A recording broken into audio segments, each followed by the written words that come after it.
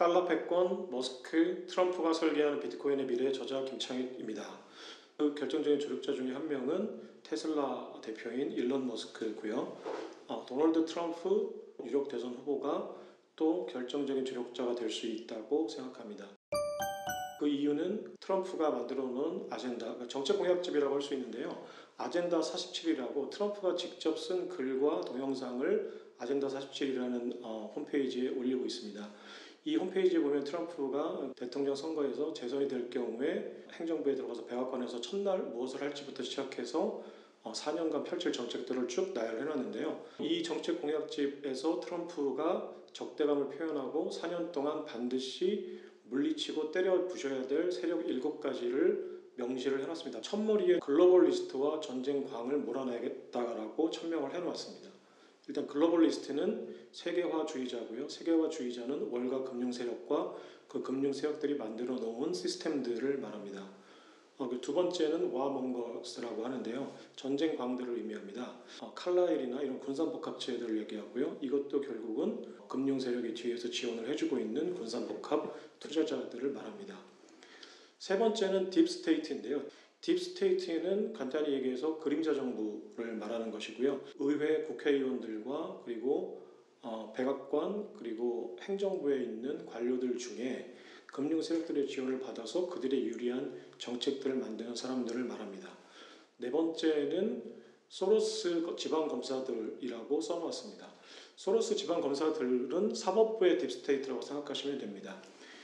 입법부와 행정부에서 그 금융 세력들의 유리한 정책들을 만드는 사람들을 딥스테이트라고 직접적으로 명시를 해놓은 반면에 사법부에 있는 지방검사들, 금융 세력들한테 유리한 사법 판단을 내리는 검사들을 소로스 지방검사들이라고 해놨는데요. 이들도 딥스테이트라고 보시면 될 것 같습니다. 다섯 번째가 제약 카르텔들입니다. 금융 세력들이 지원을 해서 전 세계적으로 그 중독성이 있는 향정신성 의약품들을 만들어내는 의약 카르텔을 말합니다. 여섯 번째는 급진 좌파들을 말합니다. 급진 좌파들은 물론 앞에서부터 쭉 나열한 세계화주의자들부터 다섯 번째까지가 전부 다 트럼프 입장에서는 급진 좌파들인데, 여기서 말하는 급진 좌파는 정책 공약집에서 보면 미디어와 대학들을 말합니다. 그러니까 평등주의, 다양성 이런 것들을 주장하면서 세계화주의에 유리한 교육과 언론, 여론을 퍼뜨리는 세력들을 말합니다. 일곱 번째는 중국입니다. 중국은 간단히 당연히 이제 무역 전쟁에서 물리쳐야 될 대상이니까 이 7가지를 트럼프는 집권 4년 동안에 반드시 물리쳐 때려잡겠다라고 여러 번 반복적으로 언급들을 해놓았습니다. 그러면 왜 세계화주의자들부터 중국까지가 이게 사실은 7가지의 어떤 집단 또는 세력들을 언급을 했는데 사실 하나의 맥락으로 꿰어질 수 있는 전부 연결된 일맥상통하는 하나의 세력으로 보시면 됩니다. 전부 다 금융 세력들이 뒤에서 세계 경제 시스템을 만들고 그 시스템에 유리한 정책들로 인해서 만들어진 세계 경제 질서 하에서 발전한 또는 거기서 이득을 취하는 세력들입니다. 그러면 왜 세계화주의자 또 월가 금융 세력이 트럼프의 이렇게 강력한 어떤 거센 타도 대상이 되었을까요? 일단 그 금융 세력의 입장에서 감정이입이 돼서 한번 금융 세력들이 그동안 어떤 방식으로 세계 경제 질서를 만들었고 왜 지금 트럼프를 지지하는 사람들의 강력한 반발을 사고 있는지를 설명하겠습니다. 더 이상 한정된 만큼 달러를 발행하는 게 아니라 우리의 영업이익을 최대한 키울 수가 있는 페트로달러 시스템을 만들었다. 그렇다면 달러를 많이 찍어낼수록 영업이익이 늘어나니까 달러를 많이 찍어내도 되는 경제 시스템을 만들어야겠죠. 이렇게 해서 금융 세력들이 만들어낸 경제 시스템이 현재 세계화라고 일컬어지는 경제 시스템입니다. 이게 이제 글로벌라이제이션이라고 하는 건데요. 왜냐하면 달러를 발행하면 그 달러를 수요하는 써야 되는 사람들이 있어야 되겠죠. 그러면 일단 기본적으로는 석유를 사기 위해서 전 세계가 달러를 써야 되고요. 그리고 무역을 하기 위해서 기술통화 달러를 수요하게 됩니다. 그러면 전 세계가 자유무역을 해야 달러 수요가 더 많아지겠죠. 그래서 이때부터 경제적으로는 자유무역 체제가 자유경제, 신자유주의라고 해서 레이건 대통령 때 이제 그게 달했었는데 80년대 신자유주의 물결이 이제 몰아치면서 전 세계적으로 관세 장벽 없는 무역이 성행을 하게 됩니다. 그럼 사상적 시스템이 또 필요한데 정말 치밀하게 금융 세력은 전 세계 사상적 시스템도 만들었습니다. 그게 뭐냐면 다양성, 평등성입니다. 전 세계는 흑인, 황인, 백인으로 만들어졌고 인디언도 있고 히스패닉도 있다. 이 모든 사람들이 다 동등한 인간이다라고 해야 백인이 가서 흑인들과 무역을 하고 백인이 가서 아시아에 가서 무역을 하고 아시아 사람들이 미국 가서 무역을 하겠죠. 옛날 같으면 노예였는데 내가 노예와 무역을 할 수 있을까요?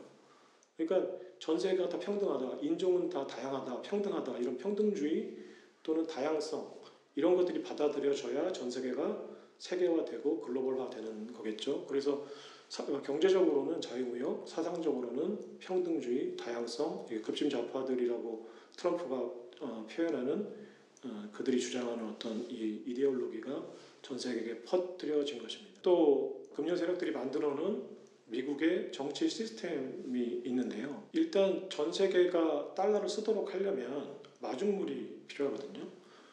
그러니까 금융 세력의 입장에서는 일단 미국 정부가 막대한 돈을 써서 돈을 풀면 미국의 시민들이 그 돈을 가지고 흥청망청 수입품을 쓰는 구조를 만들어야 되거든요. 그럼 일단 돈을 찍어내려면 미국 행정부가 막대한 예산을 편성하고 그 예산을 목표했던 대로 집행을 해야 됩니다. 그래서 재정 적자를 만드는 구조를 그때 금융 세력이 미국 의회를 설득 조정해서 만들게 되는데 이것이 이제 미국 의회에서 만들어진 의회 예산법입니다. 당시에 1974년 그러니까 페트로달러 시스템이 시작되는 그 해에 금융 세력이 미국 의회를 조정해서 만들어진 이 법이 미국 의회가 예산 편성권을 쥐고 미국 의회가 편성한 예산대로 미국 행정부가 집행을 해야 됩니다. 그러니까 불용 예산이라고 해서 행정부가 예산을 좀 아껴서 줄일 수 있는 상황에서도 편성된 예산을 일단 무조건 써야 되는 거죠. 법적으로 그렇게 만들어놨습니다. 그런 법들을 만들어서 일단은 미국이 행정부가 돈을 많이 지출하고 그 돈으로 미국의 소비자들이 해외에서 많은 막대한 생활 필수품들을 수입하는 이 구조를 만들게 된 것입니다. 자, 그러면 금융 세력들이 만들어 놓은 이 불균형 속에서 세계 경제는 성장을 했을까요? 결과적으로 보면 세계 GDP는 성장을 했습니다. 물론 자유무역이 아니더라도 세계 경제는 해가면서 성장을 했겠지만 뭐 역사는 가정이라는 건 없으니까 그렇다면 자유무역이 아니었을 때 더 성장할 수 있을까? 라는 질문을 받으면 뭐 거기에 대한 대답은 뭐 불가능한 거지만 어쨌거나 자유무역 질서 하에서 세계경제 GDP는 막대한 성장을 했습니다.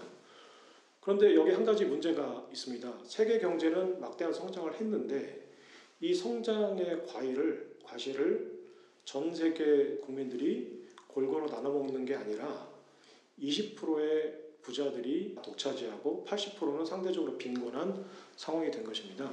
이런 상황을 진단한 그 대표적인 학자가 한스 페터 마르틴이라는 언론인 출신의 학자가 세계화의 덫이라는 책에서 20년 전에 이 세계화의 어떤 부작용 그리고 구조적인 모순을 예언을 했고 이것은 필연적으로 80% 다수의 어떤 원성과 분노 때문에 붕괴할 수밖에 없다고 예언을 했습니다. 그리고 그 자신이 그 예언이 적중한 현실 상황을 또 진단한 책을 썼는데 그게 게임 오버입니다. 세계화의 부작용은 이제 게임이 다 끝났다, 이미 폭발했다라는 상황이고요. 미국의 그 패권, 그 정치적인 패권, 백악관의 어떤 열쇠를 잡겠다고 했던 트럼프가 2016년에 이런 경제 상황을 보고 어떤 전략을 세웠을지 이제 트럼프에게 감정이입을 한번 해보겠습니다. 트럼프의 눈으로 보면 다수의 지지를 얻는 게 중요했겠죠. 세계화의 단맛을 보는 20%의 부자들보다는 세계화의 어떤 부작용, 덫에 걸린 80%의 노동자들을 지지를 이끌어내는 것이 훨씬 유리했을 것입니다. 그래서 트럼프는 본인은 금수저임에도 불구하고 세계화 질서 때문에 망하게 된 80%의 지지를 이끌어내야겠다는 전략을 세우게 됩니다. 트럼프가 대통령이 되면 더 이상 FAD의 영업이익을 늘릴 수가 없다. 왜냐하면 트럼프는 미국의 재정 적자를 반드시 줄이겠다고 했고 무역 적자를 줄이겠다고 했다. 그렇다면 의회가 편성하는 예산권을 다시 행정부가 가져와야 되고 그러면 재정 적자가 줄면 그만큼의 달러를 발행할 수 없게 되니까 더 이상 우리가 달러 발행해서 먹고 살 수 있는 이 비즈니스 모델은 유효하지 않다라고 결론을 내리게 될 겁니다. 그러면은 뭐 음모론적인 시각에서 이런 얘기도 나올 수 있겠죠. 뭐 트럼프를 암살할까라는 얘기가 실제로 나올 수도 있습니다. 근데 좀 똑똑한 보스라면 아마 그 의견에 동의하지 않을 겁니다. 왜냐하면 지금 트럼프가 백악관에 다시 들어갈 수 있는 지지를 받고 있는 것은 시대적인 요구이지 어떤 트럼프 개인의 캐릭터가 매력적이어서 그런 건 아니거든요. 그러면 트럼프를 암살한다고 하더라도 제2, 제3의 트럼프들이 나와서 결국은 FED의 어떤 영업이익이 지속적으로 늘어날 수 없는 상황이 계속 발생을 할 거라고 판단을 할 수밖에 없습니다. 이건 대세 어떤 구조적인 변화니까요. 그러면 결국은 금융 세력들은 새로운 비즈니스 모델을 만들겠다라는 쪽으로 결론을 낼 수밖에 없고요. 그 새로운 비즈니스 모델을 만들겠다는 결론이 나면 결국은 달러 이후의 어떤 대안을 만들 수밖에 없는 상황이 되고요.